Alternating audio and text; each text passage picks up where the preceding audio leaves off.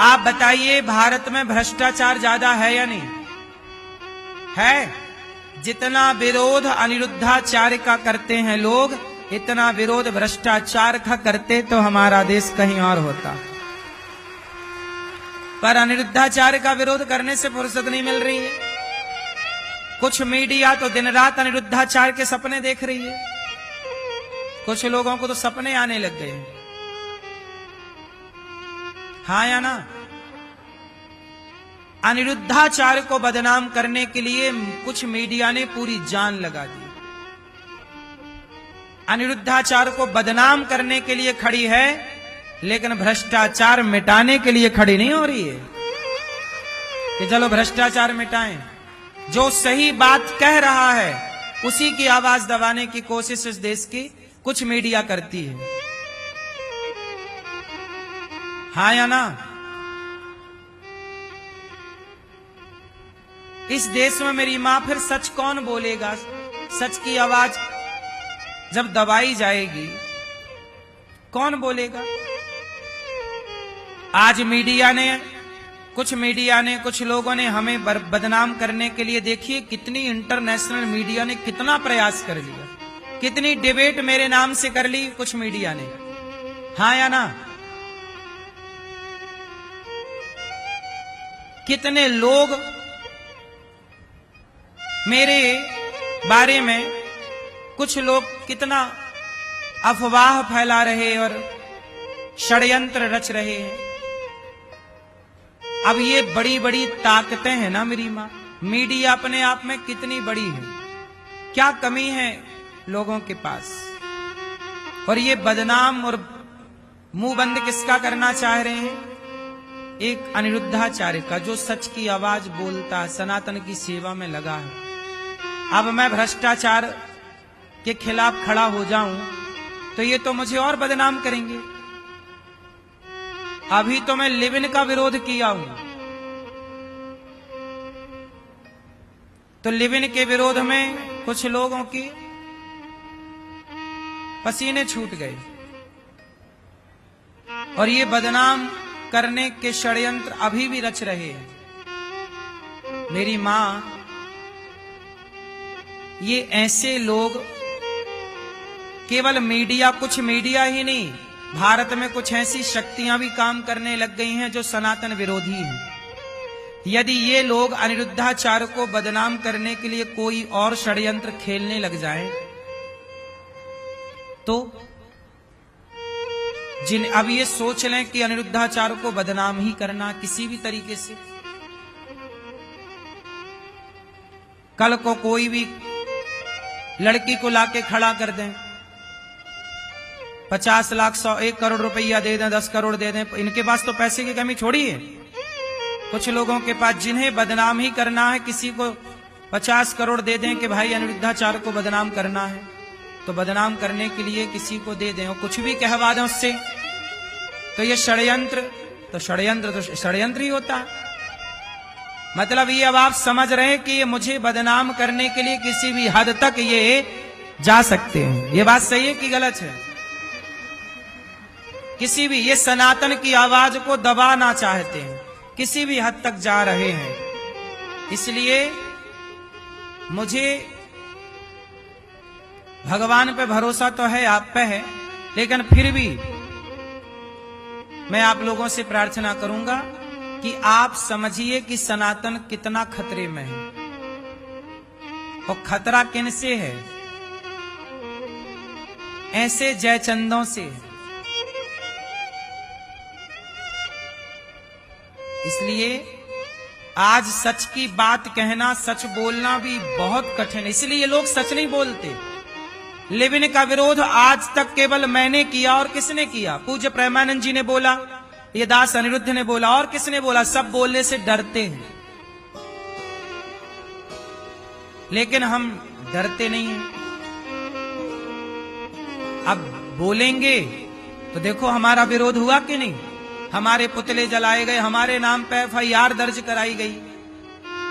कि क्यों? क्योंकि हम कह रहे हैं कि लिव इन भारतीय संस्कृति, भारतीय संस्कार नहीं है। लिव इन मतलब होता है कि कि आप विवाह के पहले किसी पराई स्त्री के संग रहो, पराई लड़की के संग रहो, पराई लड़के के संग रहो, एक साथ रहो, और एक बार रहो दूसरी लड़की के साथ, तीसरे लड़के के साथ, कई बार, कितने बार लोग रह रहे हैं। ये सब गलत है। यही लिव इन बोलते हैं इंग्लिश की भाषा में। हिंदी की भाषा में बोलते हैं 4 जगह मुंह मारना, इसी को बोलते हैं।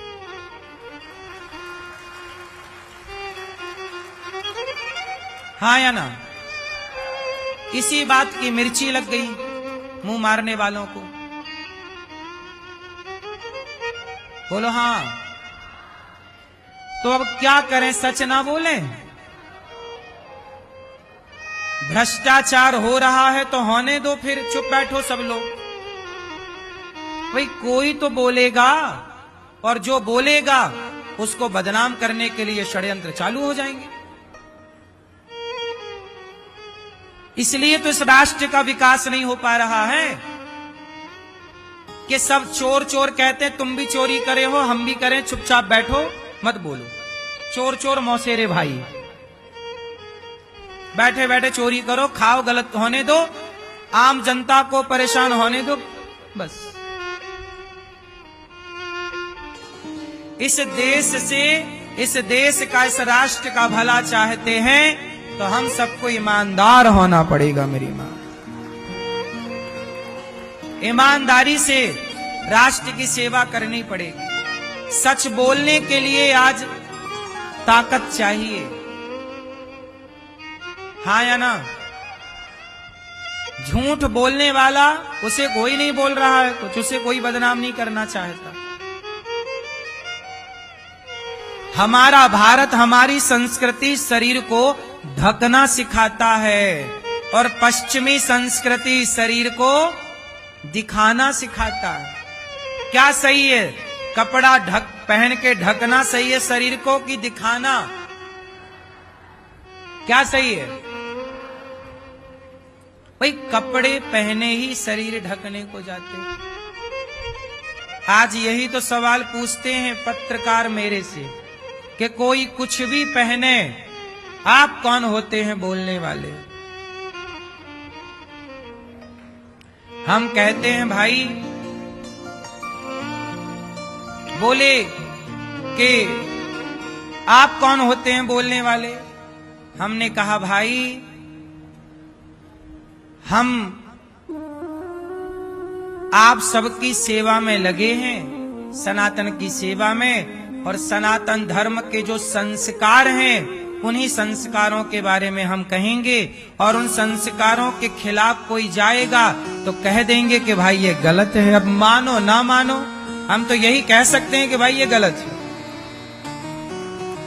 हम तो वही बताएंगे ना जो लिखा है।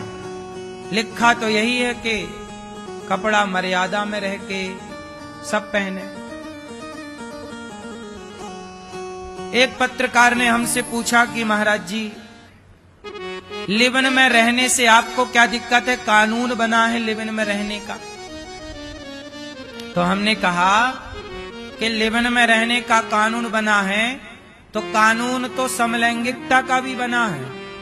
तो क्या आप अपनी बेटी को किसी लड़की से लड़की का विवाह करा सकते हो? लड़के का लड़के से विवाह करा सकते हो?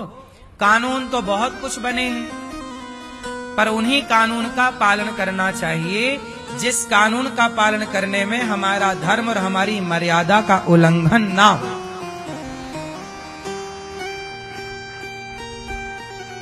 कानून तो आज बना है। हमारी भारतीय संस्कृति और संस्कार तो पहले से यही थे। हमारे यहाँ कैसे रहो, कैसे खाओ, कैसे बैठो, क्या करो क्या ना करो, सब यही तो है।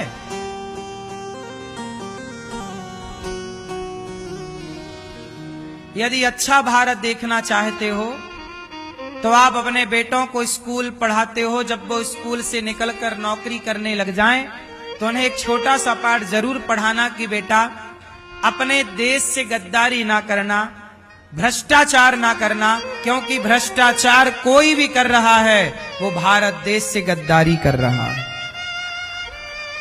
ये भ्रष्टाचार के कारण तो नदियां शुद्ध नहीं हो पा रही है ना मेरी मां, हाँ या ना?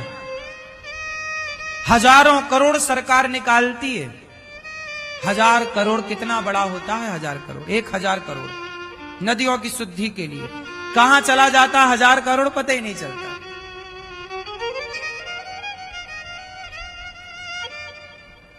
क्यों जी, बात सही है कि गलत है? 1000 करोड़, 1000 करोड़ कितनी बड़ी रकम होती है। क्या नहीं हो सकता इस पैसे से, यदि इसको ईमानदारी से खर्च किया जाए, किससे हम 1 रुपए भी नहीं लेना चाहते। क्या कितना विकास हो सकता है हमारे राष्ट्र का, पर ईमानदार लोग चाहिए ना मेरी माँ। आप कितने लोग चाहते हैं कि हमारा भारत और आगे जाए? चाहते हो ना, तो अपने बेटा बेटियों को मेरी माँ ईमानदार बनाना सीखो, क्योंकि तुम्हारा बच्चा ही आगे चल के वही प्रधानमंत्री बनेगा, वही राष्ट्रपति बनेगा, वही नेता बनेगा, वही सरकारी दफ्तर में जाएगा, वही आगे सिग्नेचर करके फाइलें पास करेगा। तो ईमानदार होगा आपका बेटा तो वो उससे भला होगा। सब बेईमान बैठ जाएंगे तो अब सोचो 1000 करोड़ निकलता है। 1000 करोड़ में ऊपर वाले ने खाया 100 करोड़ हम खा लेते हैं, तो 900 करोड़ आया, तो 900 करोड़ में फिर और बोले कि भाई 50 करोड़ हम खा लेते हैं, 20 करोड़ हम, 10 करोड़ हम, ऐसे करते करते वो 500 ही करोड़ रह जाता है। बोलो हाँ। ये देश से गद्दारी है, राष्ट्र से गद्दारी ना हो, भारत माता से गद्दारी ना हो। मर जाओ, भूखे रह लो, कोई बात नहीं, गद्दारी नहीं। हम जिएंगे और मरेंगे ऐ वतन, दिल दिया है जान भी देंगे ऐ वतन। थोड़ा राष्ट्र प्रेम होना चाहिए मेरी मां। हमारे भारत में एक चीज की कमी है। आप बताइए, भारत में भ्रष्टाचार ज्यादा है या नहीं है? जितना विरोध अनिरुद्धाचार्य का करते हैं लोग, इतना विरोध भ्रष्टाचार का करते तो हमारा देश कहीं और होता। पर अनिरुद्धाचार्य का विरोध करने से फुर्सत नहीं मिल रही है।